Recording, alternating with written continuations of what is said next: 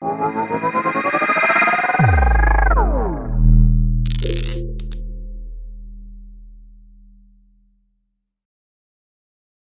everyone.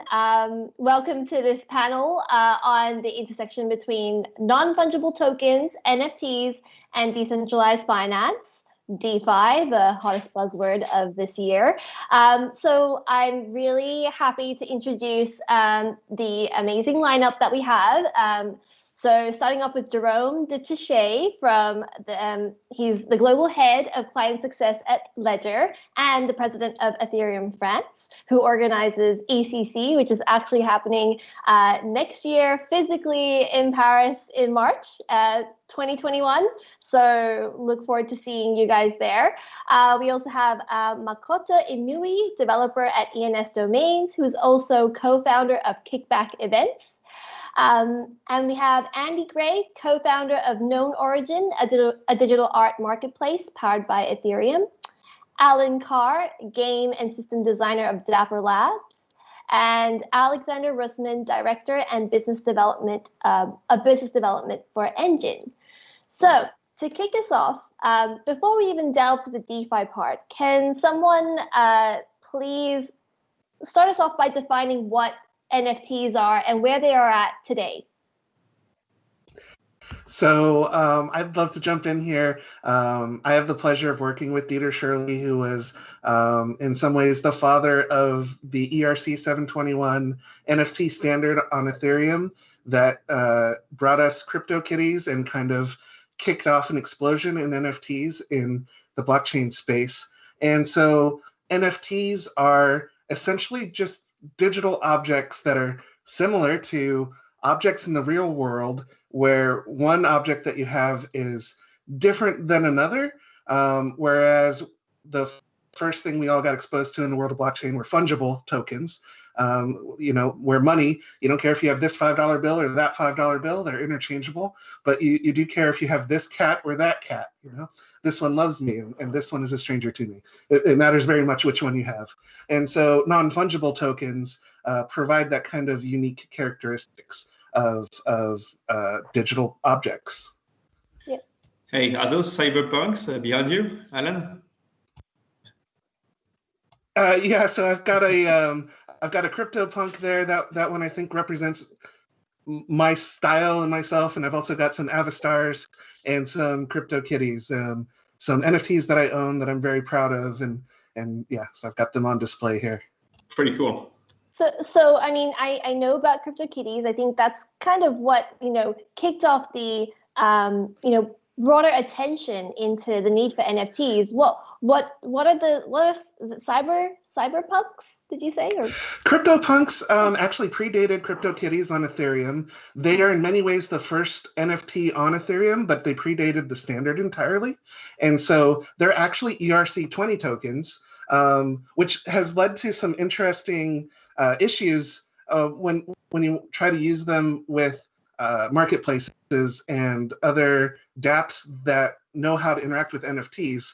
And so some people actually call these digital antiques, which is kind of funny considering they're about 3.5 years old at this point. But at the pace at which blockchain technology moves, I think it does kind of make sense.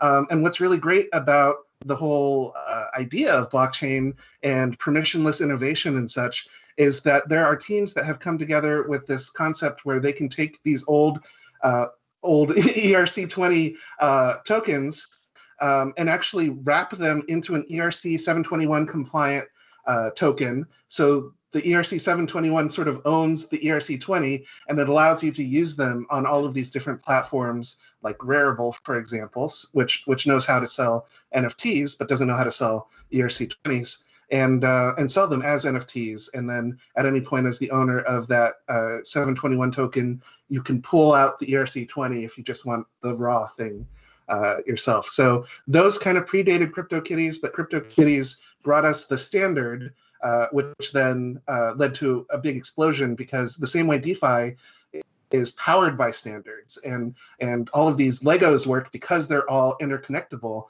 The ERC 721 standard on Ethereum did the same for NFTs, and it's really great that there are ways to actually take tokens like the CryptoPunks, which predated the standard, and actually bring them into the standard as well. The technology that blockchain enables just astounds me and thrills me every day. Right. Wow. Thanks for that intro and for kicking us off. I want to also turn to Andy, actually, because you run a digital marketplace of art, NFT art. So could you tell us a little bit more about what NonOrigin is, and how you're applying NFTs to art? Yeah, no worries. We're almost as old as some of these CryptoPunks and some of that. We started over 2 years ago. The Cryptokitties craze really got us excited. Me, Dave, and James were the founders of NonOrigin in April 2018. Sort of decided art was a good use case because of its natural problems with provenance. Who owns the art, and obviously there's many hysterical cases of fraud. So we built a marketplace, decided to see if we could sell some NFTs. It seemed to make sense.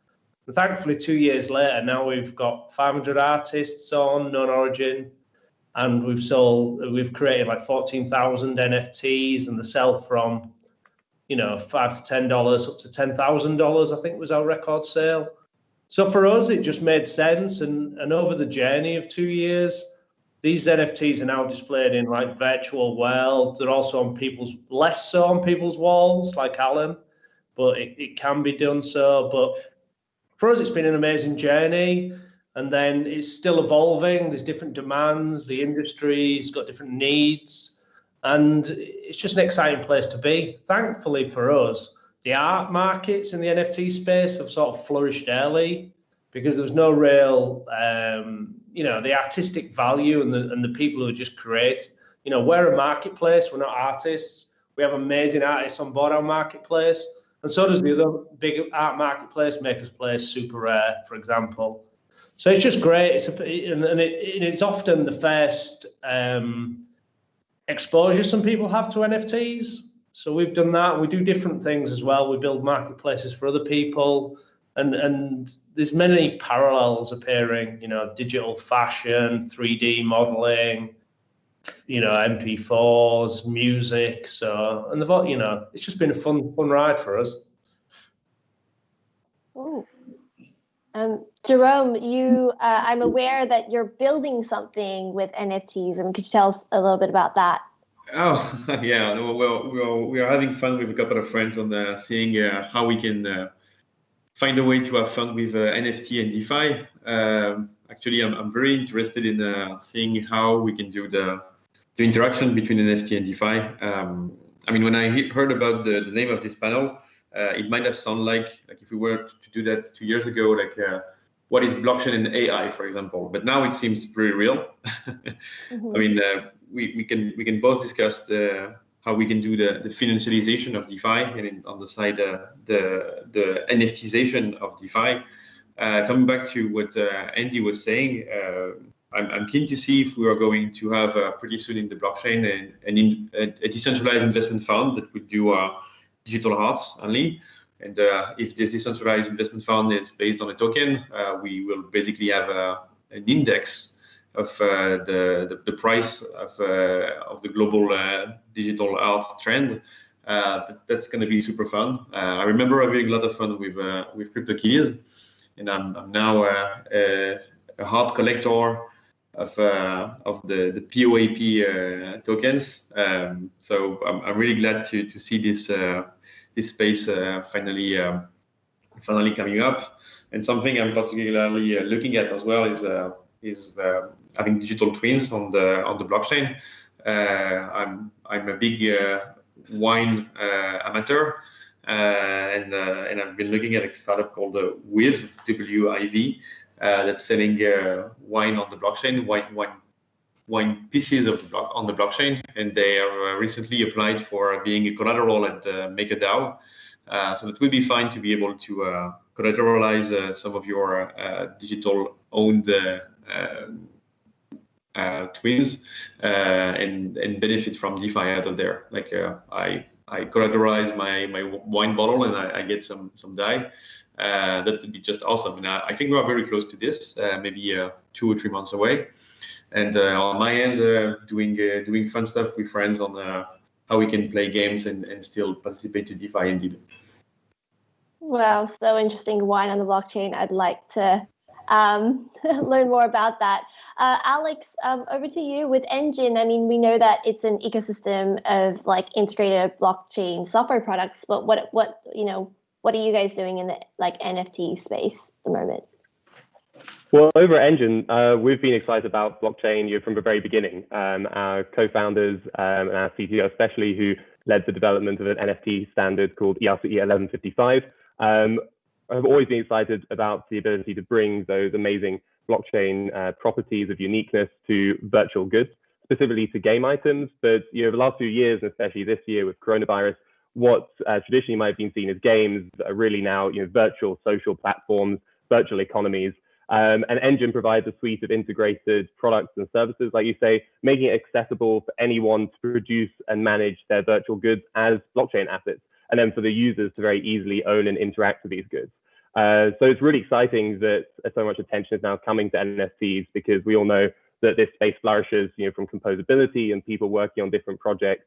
And it's great to have people getting involved with NFTs. This is also the place where a lot of people are introduced to blockchain and will be introduced to blockchain, especially through the sort of conduit of games, getting control of an asset, feeling that true ownership, being able to use it in a virtual space and then be able to take that further. And I think you're very excited for the upcoming discussion about people discovering they can use this virtual good as collateral or loan it out or borrow it. So yeah, really exciting times. Yeah, you make a good point, because NFTs could be the first touch point for a lot of the newcomers into this space. And moving on to Makoto, could you tell us a little bit about what ENS, what they're doing with NFTs, and especially on the domain name space? Sure. So ENS stands for Ethereum Name Service, and it's actually one of the longest running Ethereum smart contract in Ethereum space, which even predates Cryptokitties. So when it was back in 2017, May the 4th. So like you always remember, as May the 4th would be received. And so when like a Cryptokitty, I think Cryptokitty launched that same year, but towards the end, and then we saw the power of NFT. So when we 2 years from the launch, we were supposed to upgrade a domain name. Oh, and before that, I think I should quickly explain what ENS is. Basically, as Samantha said, it's a naming service, so you can attach this email address to the familiar name. So I do remember that right after I met Samantha, I helped her obtaining the yapglobal.is. So like if you go to somewhere like Etherscan or MetaMask, and if you type like yapglobal.is, you can send these to Samantha, and now I can see that she has 0.16 Ether in Etherscan, that kind of stuff. So like it's interesting. Like it's always related to privacy as well. So don't put like a million under your name. And it was related to NFT. So when we did the upgrade back in 2019, we actually make a domain name as a NFT, so you can actually trade your domain name in marketplace like OpenSea, and that was great. That domain name is one of the probably even in the internet space one of the oldest asset people actually invest or hold. And until it became NFT, people were always asking where can I sell, where I can transfer. But by turning into NFT, suddenly it made it transferable really, really easy. And also another interesting we did is when we first launched, because whenever something launches, people try to run rush. So we built our auction system to handle, but to make it very build your own auction system is quite hard. And also that we had a lot of usability issue. So when we upgrade and when we decided 2 years from the launch of ENS, now it's maturity now. So we also released short names between 3 to 6 characters. And rather than building yet another auction system, we actually just outsourced to OpenSea. So we did the short name auction just about a year ago, and during that time there was lots of like crazy auction. I think the highest US auction was Amazon.ETH, 400 ETH or something. But turning your asset into NFT definitely increase the entire market space and make it a lot easier for people to obtain and transfer. Yeah. No, thanks for explaining that. And yes, YapGlobal.eth is still mine for now, because I remember I had to update it because it was expiring in a year. And yeah, I was just like learning how to do that. And I kind of go to Makoto to kind of like teach me how to do that. But,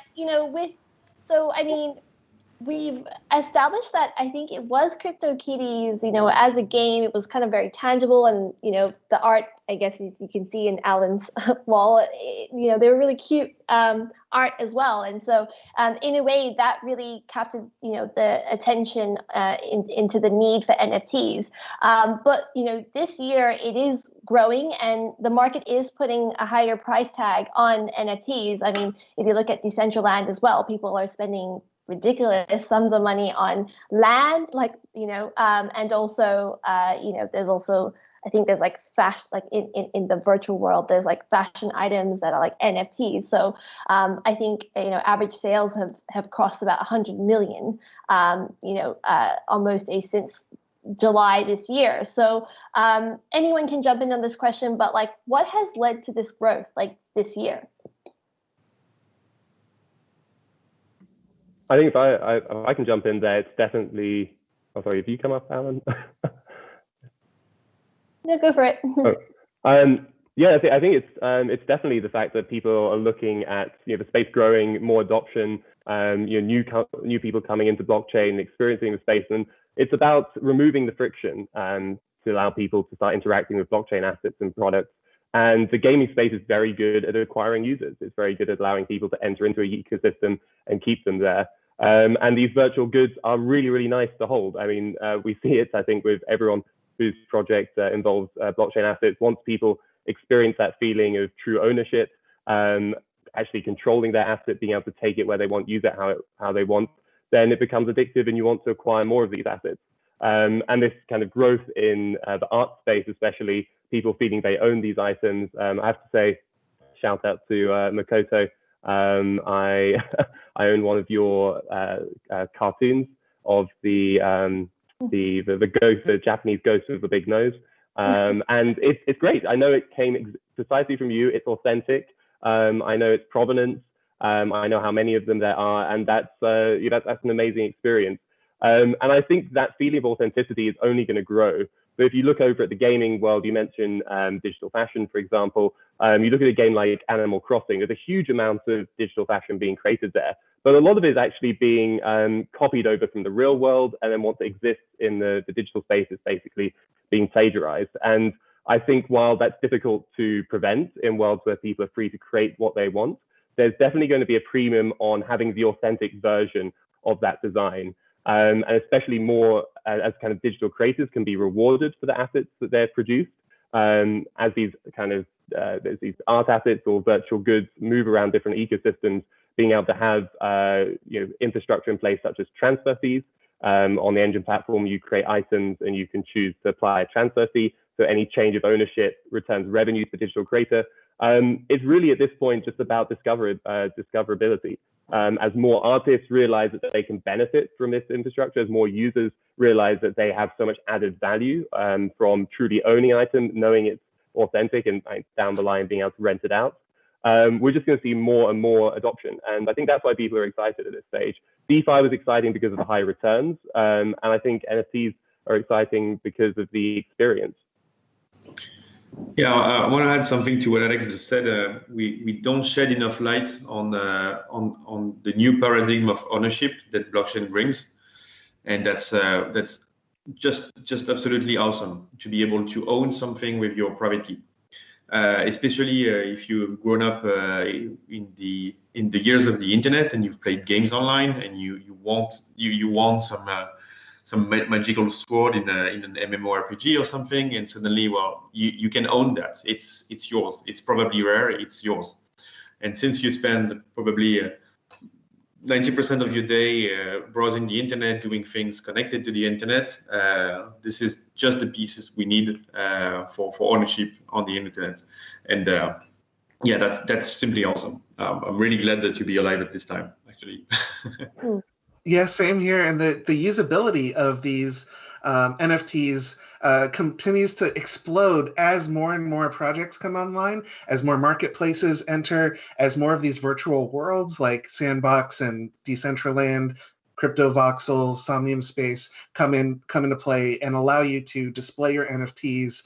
I've got my gallery on my wall here, but very few people actually ever get to see this. But I've also got a gallery in Crypto Voxels of some of my favorite NFT art pieces that I own, and a lot more people get to see that. And it creates this explosion of usefulness, and it is all tied to that feeling of ownership, that feeling of authenticity, and also just all of the different benefits that you get when you're tying into the overall blockchain ecosystem and being able to like instantly globally sell something trustlessly, right? You talk about, so one of the things I'm working on right now is NBA Top Shot on the Flow blockchain, and we create these collectibles that are these digital, authentic NBA licensed collectibles.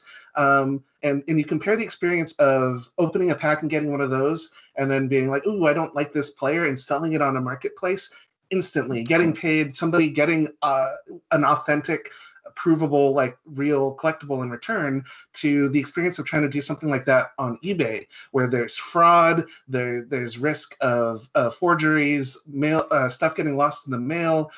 You wonder, am I actually going to get paid? Is there going to be like chargebacks? And there's all of these complications in the real, in the real world compared to when you put all of these things on the blockchain. All of these pieces get added. And I think the most exciting piece that's being added, we have all these building blocks with DeFi, and people are finding really cool ways to integrate all of those tools in the DeFi world with all of the utility and excitement of NFT ownership. Yeah, I mean, thanks for that segue, Alan, because I want to bring DeFi into the fold now. So, you know, we all know that it's experienced this exponential growth this year with now, I think I checked today, $12 billion in total value locked. So, I mean, because we've talked about games, we talked about art, we talked about digital fashion, and, you know, that all makes sense in the NFT world. So, how can NFTs and, you know, decentralized finance like merge? I think, Jerome, you did touch a bit about like loans or lending. I mean, could you tell us a bit about how it can kind of merge? Yeah, let's now, since the beginning of the NFT, since we started doing NFT. We've discovered that digital tokens, like this digital ownership of either a digital twin or the digital twin of something that exists, or a piece of art that you can prove that you own because you own the reference of the blockchain. This has value. It has value. So now the next step is, how do you do finance on top of this value? How do you lock this in a smart contract, and you find a counterparty that is willing to offer you something against this? So I definitely can see both NFT coming up as a collateral for some of the DeFi applications that already exist. And secondly, I can definitely also see investment in those NFT in some way. That will be decentralized, creating an index or something. I think that's the low-hanging fruit there. And also shout out to the devs that make this available, make this a reality and something that you can actually build composability on top of.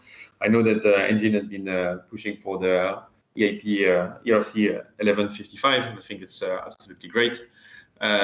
We can bring the money Legos trend to DeFi, and that's to NFT and to DeFi, and that's really great. Yeah, and there's actually a platform out there that I've used called NFTFi, which is is already building this. So again, I've got my CryptoPunk. I don't want to sell that, but it does have real world value. Right now, anybody would not anybody, but any CryptoPunk connoisseur would hand me $1,500 for that instantly, because it's clearly worth more than that. All CryptoPunks at this point are worth more than that. There's the limited supply of 10,000 of them. I've got this history, but I want to hold on to this. But if I have an opportunity where I can invest in a project and I can expect even like a short-term return, I would love to be able to collateralize the value of my NFT without the risk of losing it. So I don't want to sell it, but I do want to be able to borrow against the value. And so this website, NFTFi, has built this platform. And while NFTs, one of the interesting things about NFTs is because they're all unique individual items, they all have kind of this unique individual value. And it can be hard to say, like, what is, how do you collateralize an NFT? Somebody's got to assign a value to it. And so what NFTFi does is they allow any individual to come in and say, I'm willing to take out a loan against this NFT, and any other individual to come in and say, I'm willing to lend this amount against this NFT. So again, a CryptoPunks connoisseur will come in and say, I will happily give you, 4 ETH for that. And I know that if you default on the loan, I can turn around and sell it for 4.5, 5 ETH. And so it's no risk for me. I put a little bit of what is that, interest payment on top of the repayment. So if I pay it back, they get some interest. They get more maybe that they could get from DeFi, and it's much lower risk for them because they know the value of the NFT. And so we do see this already happening where there is this intersection between the DeFi world and NFTs, and that's one of those really interesting platforms for that. Yeah. Oh, I didn't know about NFTFi. Thanks for pointing me to that. Definitely, It turns out in the blockchain space, if it exists, there is DeFi of it. So. Yeah, definitely. I mean, thank you. Yeah, as first I've heard of it too. So thanks, Ellen. And that brings us to my next question. How has the introduction of yield farming this year, presented opportunities and tools for NFTs to leverage on? And I think Andy talked a bit about like a feedback loop. Yeah. So could you explain a little bit about how NFTs can leverage on that? Yeah, I think the interesting thing from my perspective is like NFTs were already DeFi before DeFi was called DeFi, because you created NFTs out of nothing and then they add value and they could be sold. So financially, people understood that. We built a few NFTs like Nifty Football, which is a little bit dormant, unfortunately, but people understood you could buy in early, the Genesis editions add value, and you could resell them. So when you start adding in extra DeFi mechanisms like loans and things like that, but the yield farming really helps because you can then sort of create this. I call it like a it's like a vicious circle in some ways, a positive circle, not a vicious circle. Because then you can add like a mechanism to actually yield farm tokens that can create NFTs. Or we're working on a project for a hackathon called Thunder Egg, where you actually yield farm NFTs direct, but the NFTs contain like an ERC20 token, a bit like the Charged Particles project, if you ever heard of that, which actually contained the interest inside an NFT that had to be burnt to release it. But in my ways, I mean, I don't really like the term money Legos, but these techniques can be leveraged upon, and NFTs are the same as fungible tokens, so they can be used in the same way. So the way of creating these positive circles is take something that people like, people understand, plug in NFTs, and people love the NFTs, and then you've got like this double sort of incentive. People want the NFT, they want the yield farm, they want the token, they can sell it if they want. And it's really what some people thought. Not everyone in the NFT space is all about value and profit, but if they want to seek that, there's now mechanisms, and there's mechanisms now to enhance it. And it helps everybody. The Uniswap parallel be enhanced, the NFT value may be enhanced, but I guess there's always a point that this could die, but as long as there's a positive sort of people in the overall system that are getting involved, then it's good for everybody. And so we're really excited about that, and we're building a few things with the yield farming. At first, it was a little bit of a craze, but I think now it's settled down. People can see it as quite a clever mechanism for actually creating value and engagement. Yeah. No, that's really interesting. I mean, is there a mechanism out there yet, or you said you're building it, but is anyone else? We're just building a variant. I mean, the meme coin, the meme thing. Obviously, that yield farmed an ERC token that could be exchanged for an NFT. We're not doing anything radical. We're just, copying it off every other project and mashing it together. I mean, that's what coders do, right? But we're actually creating a yield farm that creates an NFT, but the yielded tokens inside the NFT.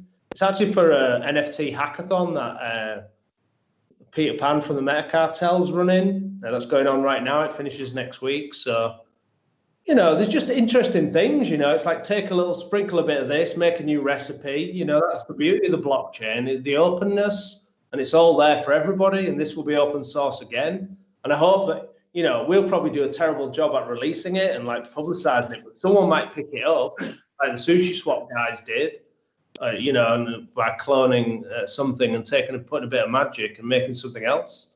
And I think that's the good thing, right? It's like there's several art marketplaces, there's lots of NFT projects, lots of DeFi. Mix it all together and let's see what happens.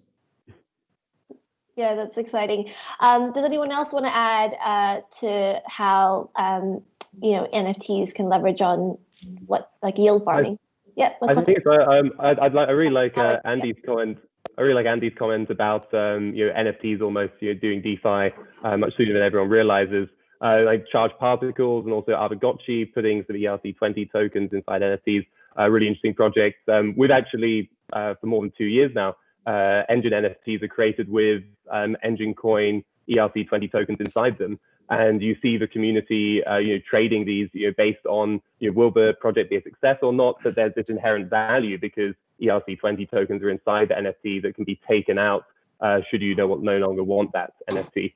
Although the community says melt is murder. And I think around that you get these really exciting projects. And he also mentioned meme, which is almost like a sort of a proof of work way of producing NFTs because you're staking these ERC20 tokens in order to get your NFT. And I think the way people value and interact with these assets will increasingly grow from that. And a lot of people are doing exciting things and they don't always get the visibility perhaps they should, but then later on those ideas sort of come to fruition.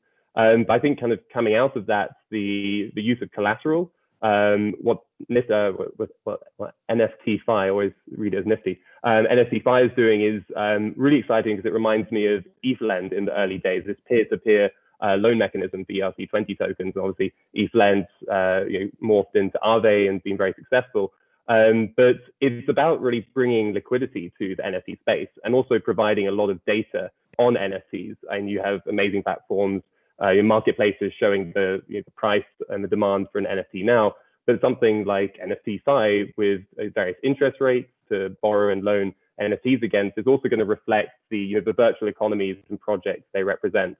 And with our scaling solution, Efinity, we're going to be having loaning and renting of items for the Engine platform and Engine projects. And it's going to be fascinating seeing how people decide to borrow these assets because they have a specific form. So incredibly times. Yeah, and one thing I wanted to add is so currently yield farming is, if you want to think about a way to connect yield farming, which is very popular in the ERC20 to NFT, usually you lock it ERC20 and then mint NFT, or you lock NFT and mint ERC20. I think that's what insurance really startup or Safe trying to do, or they I think there's a Nexus Mutual, which is a smart contract cover. They have a ERC20 token, which you can only get it if you do KYC. So it's not that liquid. Then someone started doing the wrapped ERC, I think, and then Nexus Mutual token. Then YFI team started niftifying it. So it's already second or two wrapping happening. Then this startup tried to do kind of something called shield farming or something, and then by staking NFT now yield ERC. So there's not just one conversion, but it's going 3 or 4. And then also this is kind of unique for the NFT that quite often NFT, especially for the artist space, there's a creator, right? And creator can also create their own token. So which is kind of related to the personal token, which like June touched upon, like I think yesterday's session, that some of the platform like Tri-Roll, they have about 460 creators, and some of them do have their own ERC20 token, and they try to mix with their sales of NFT, right? So even though it might not directly link in a smart contract level, there's also the relationship of like an NFT as a product, and also there's a creator who needs the ERC20. So there's, I think, some opportunity to mix these two things. I think there's a couple of people who's trying to do yield farming of the personal token by like buying or staking their NFT product. Yeah. So can we dial it back and take it a few steps back? Can someone explain what wrapping NFTs are? so there's a few different ways that is used. One of them I referred to earlier, where there's just a simple one-to-one wrapper where you can take an ERC20 like a CryptoPunk and put it into an ERC 721 wrapper, which means that it has all of the functions, it meets the standards, so it can interact with all these different contracts. Another form of wrapping NFTs that I think is really interesting, that solves one of the big questions of NFTs, is how do you have liquidity for these items? Obviously, that's solved with something like Uniswap and all of the take-ons from that in the DeFi space. But when every individual token has its own value that someone has to be able to assign to it, that's a lot harder to find that instant liquidity and automate that process. It becomes a lot more one-to-one. But then there's this concept now, and this actually started, I think, again with Cryptokitties. And what's great about Cryptokitties is it's like a toy, and it's just for fun.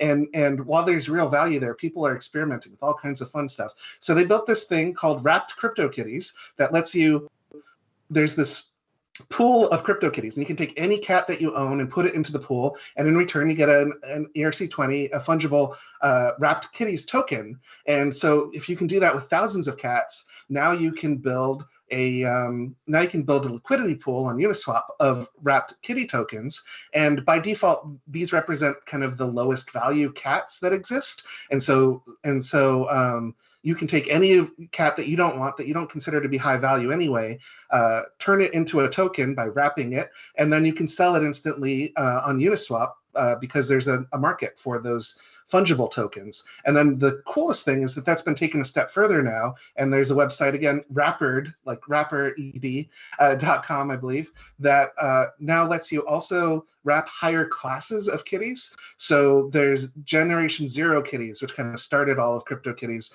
and there's a limit. There's almost 2 million cats in the game, but there can only ever be 50,000 Gen 0 cats that started it. And so what this does is it allows you to wrap your cat, but it first checks and says, is this a Gen 0 cat? So it ensures that every cat that gets wrapped and put into this pool meets this certain minimum requirement of value, which means that now when you have liquidity for wrapped Gen 0s, that's much higher than you can get for just your kind of baseline cat. And then they've also taken a step further with wrapped virgin Gen 0s, which are cats that are Gen 0s that have never bred. And you can verify all this on the blockchain, so it can all be automated, and it solves the liquidity issue.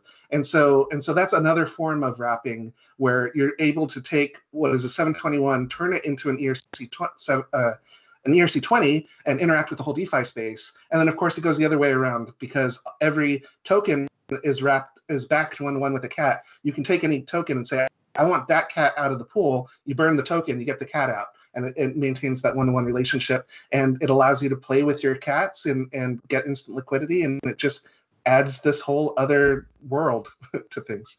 Wow, that's like next level, a whole other world. I mean, how early are we? I mean, is this happening on, how many people are doing this at the moment? Yeah, so there are thousands of people who own wrapped kitty tokens at this point. Again, this was something that was created by the community, and actually like the Cryptokitties team was like, this is so awesome. They built it into the website, they built in support for it, and they even have run some experiments where when you join Cryptokitties, they'll give you one of these tokens and you can kind of go to the pool and choose from all these thousands of cats. I think there's something like 200,000 cats wrapped right now. It's kind of insane. It might even be a lot more than that. that at this point. And what's really exciting when you talk about the Wrap Gen Zeros, which is a newer development, and this website Wrapper.com, I think just launched this month. What's really great is if you like the idea of Cryptokitties as an asset class, but you're kind of confused by all the different traits and like, how do I know if this is a good cat or a bad cat? What you can do is you can know that any cat that's a Wrap Gen Zero is definitely worth at least this much. And if you want to buy 100 cats at once, that would have taken a very long time prior to this month. Now all you have to do is go to Uniswap and you buy 100 Wrap Gen Zero tokens, and now you own 100 cats of this asset class of Gen Zeros, and it opens that whole world to investing in cats, if that's your kind of thing. Cats are not securities, but the community has found a way to get them to play in the DeFi ecosystem and lower that barrier to entry. So it is pretty early on for the Wrap Gen Zeros and the Wrapped Virgin Gen Zero cats, but that kind of took its cue from the Wrapped Cryptokitties contract, which has been around now for almost 2 years. Wow. I mean, yeah, calling Cryptokitties an asset class, I never thought that would happen. But actually moving, I guess, back to kind of real world assets, I think, Alex, you brought up, prior to this chat about renting NFTs and the tokenization of real world assets. Could you tell us how that works and with NFTs and DeFi? Well, I think the renting NFTs comes back to these virtual economies that are being built. So obviously we see a lot of virtual platforms now which have virtual land that you can buy. A lot of I come from big cities like London, so very familiar with speculation on property, and it's amazing to see these economies kind of actually exist in the virtual realm. People buying property because they believe it's going to be value and building things on there to add value to it. And so I think it makes sense that the way the economy will evolve is that you can rent these NFTs in order to use a particular space, maybe to host a party. But what we're seeing also in the gaming space is that economies are very central to gameplay experiences.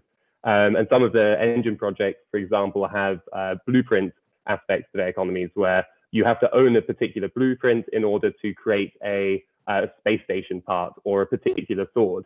And only a few people hold these blueprints. So you can form a cartel and restrict the production of a particular asset. Or someone could break out of that cartel and spam the market with lots of these assets and bring the price down. So it also leads to the point where if you have an item, you can add value to that item by being able to rent it out when you're not using it. And in the gaming space, that might be I rent a particular asset to defeat a particular boss, or to beat my friends on a particular gaming day. But beyond that, it's really any sort of real world scenario where people are renting items from land to actual goods. That can now be replicated in these virtual spaces, and that's very exciting. In terms of the tokenization of real world assets you mentioned, that's a huge space in itself. But looking at platforms like Foundation and Zora, which are initially kind of using fungible tokens to represent or be IOUs for real world goods. Very interesting to look at how that space evolves, if only for the fact that you still have to have an inventory of real world goods, which need to be managed and susceptible to all kinds of real world damage. Yeah. I won't, I'll allow someone else to pick up that conversation particularly. I mean, do you think I just wanted to Sorry, go Alan.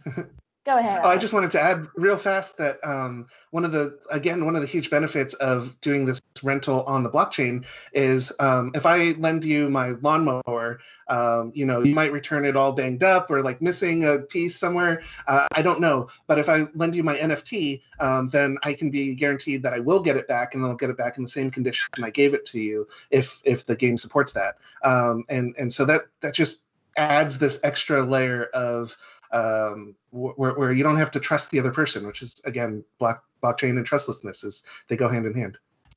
All right. Well, I have to say, jumping in there just as a theoretical, which is fairly far out, but if you can envisage a future where all the actions from a game are potentially on the blockchain, and I was having this conversation fairly recently where we're envisaging these virtual goods, they could be put on marketplaces with their performance history.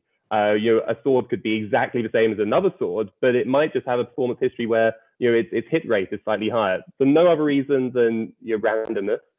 but people will place a premium on that. But you take that forward to your professional esports player. They have an item which has an incredible success rate.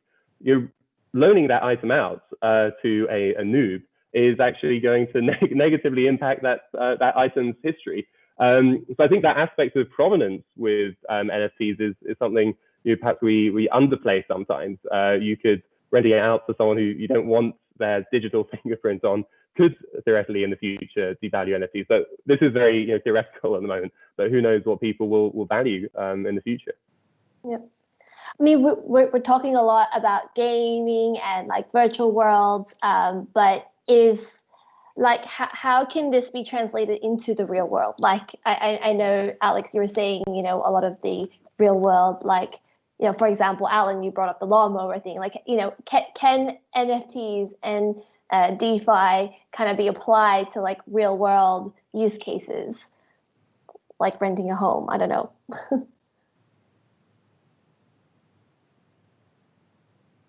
I'll allow someone else to jump in there. Otherwise, if anyone else, I feel I've spoken quite a bit. Well, I can jump in if you want. Yep. I think as we're talking about a lot of this stuff, it's like it's great because everyone here is really passionate and the NFT scene's really thriving. But we have to have like a little dose of reality sometimes, because it is still quite hard to own, manage these assets, transfer them, understand where they are in your wallet. What does it mean? I mean, I went to the pub at lunch with food, which is a lot here in the UK. And I was telling people about NonOrigin. We're about to like break some records, and they're just like scratching their head. There's just no idea what I'm talking about. So it's like, I still think real world use cases, it makes sense because you say this NFT could be the land deed on your house and you can fractionalize it and sell it, or it could be your mortgage.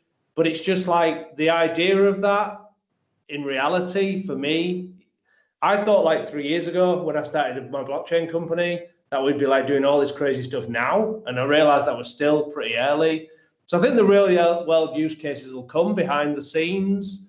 And, people might not realize they've got NFTs, but I still think that there's a bubble. And I think the way that the DeFi and NFT scene has flourished recently is that the bubble's stretched a little bit. And the DeFi people who already understood some of these concepts have come in to NFT.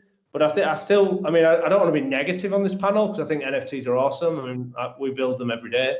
But there is still the real world use cases. I mean, are still a bit of a stretch away for me personally.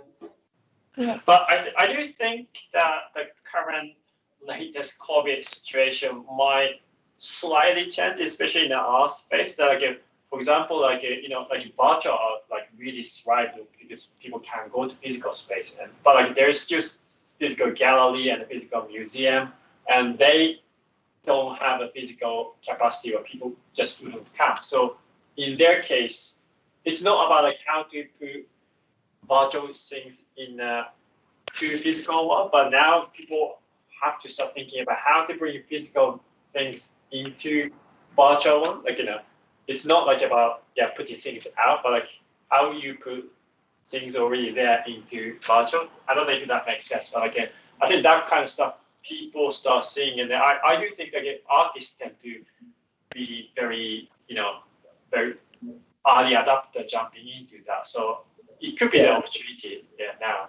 I think that's why art's been quite leading out, really, because artists, they get it, they're not afraid to get the headspace in somewhere new. And I think with the virtual world, there's no doubt they're going to happen.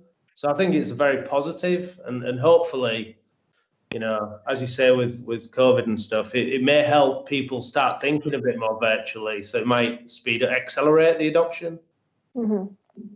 And one thing that I'm waiting to happen where this intersection of the real world and DeFi and even NFTs potentially can all intersect is you take something like Rally Road, which is a company that creates fractional shares of these super high-end collectibles and luxury goods like sports cars. and you can take a sports car, they put it into an air-conditioned warehouse, put lots of security around it, break it up into 10,000 shares and sell those shares to individuals. And then what happens today is like, it's kind of hard to find another individual to trade that share with. But now if you imagine that those 10,000 shares were actually on the blockchain, now you have access to the entire world of DeFi. You can have liquidity pools, you can have yield farming even for a Lambo. And I don't think there's anything standing in the way of that. It's just something that we're just kind of waiting for one of those companies that is already doing that, or for a new company to come together that is fractionalizing real world assets as these tokens on the blockchain. And I think that people are experimenting with that again today.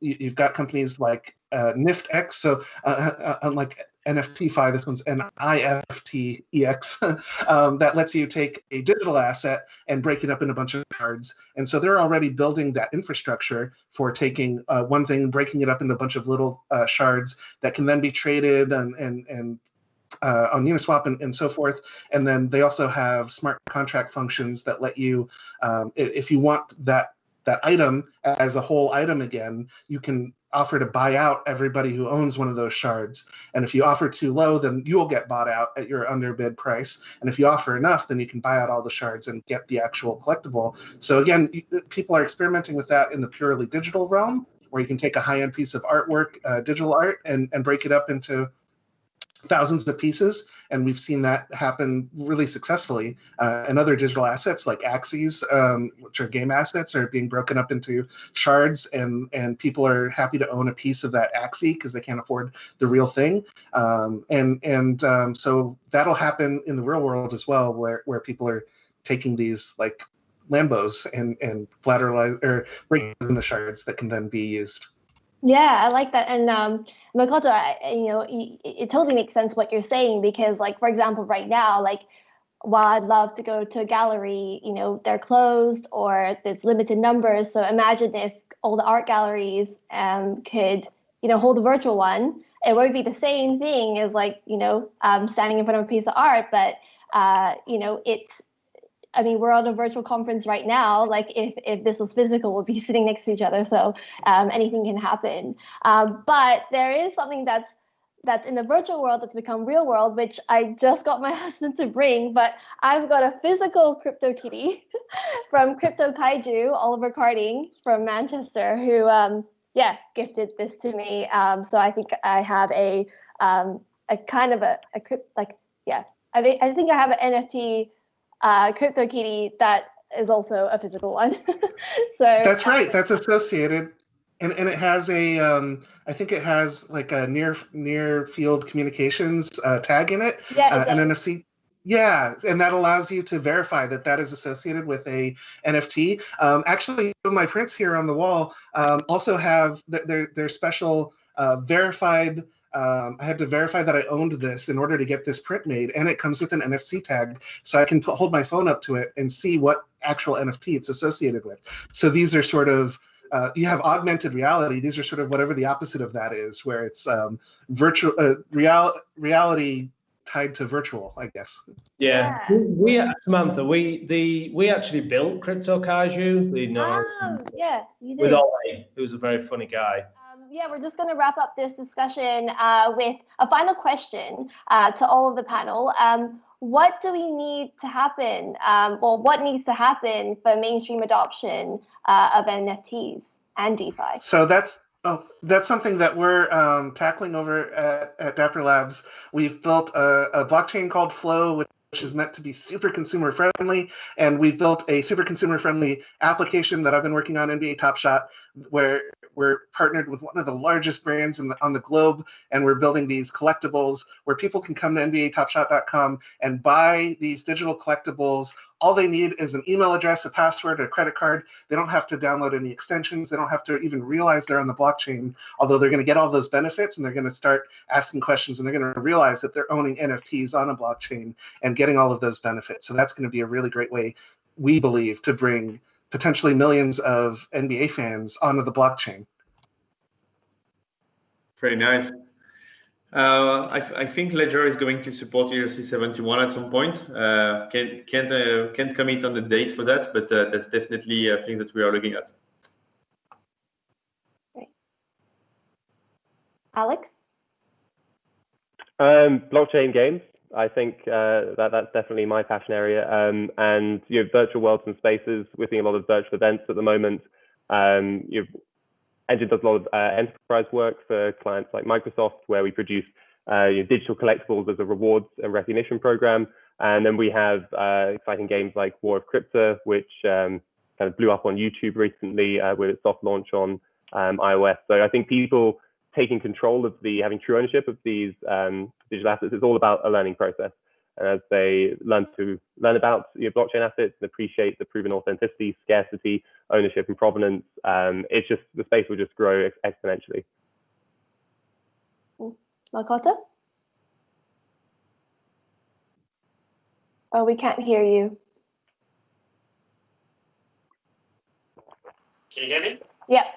Yeah, I think NFT actually itself can be the leading way for the crypto that most of the ERC20, it's a lot harder for people to buy, right? But like if you become the creator of NFT, actually you can own it.